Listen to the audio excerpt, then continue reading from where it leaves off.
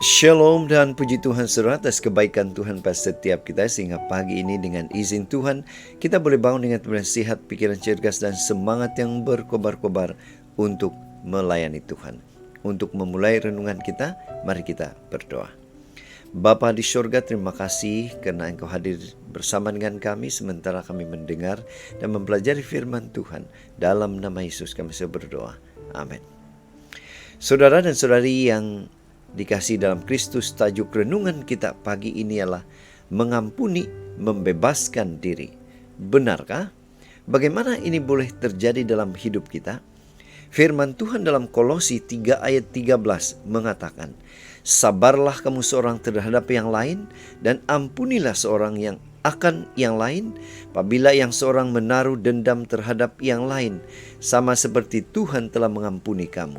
Perbuatlah juga demikian. Saudara, bacaan kita hari ini kita boleh baca di dalam Kolose 3 ayat 5 hingga 17. Ini merupakan salah satu kandungan surat Paulus kepada jemaat di Kolose tentang peraturan untuk hidup yang suci. Apa saja peraturan itu? Sebuah ilustrasi. Saya masih ingat saudara, semasa atau sewaktu anak pertama kami masih kecil. Semasa dia berumur sekitar 5 tahun, dia tidak mengambil masa yang lama untuk datang kembali kepada kami atau kepada saya, meskipun baru saja dimarahi. Sebagai bapak, kadang saya kurang sabar melihat perbuatannya, jadi saya memarahinya.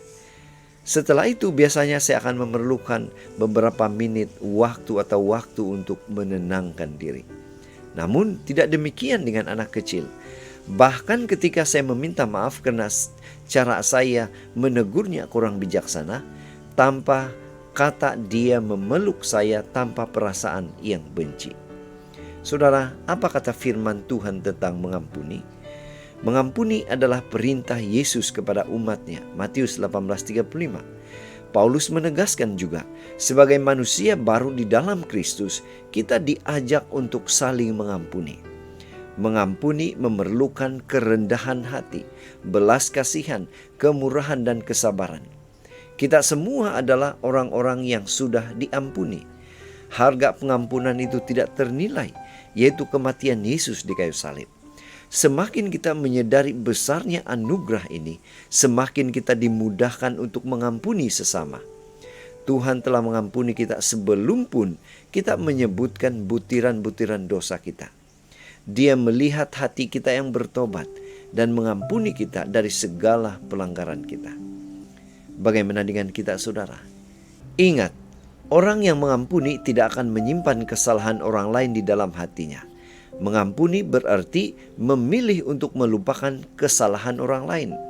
Kadang orang tersebut tidak meminta maaf, namun dengan mengampuni kita membebaskan diri kita dari rasa benci dan sakit hati yang membebani kita.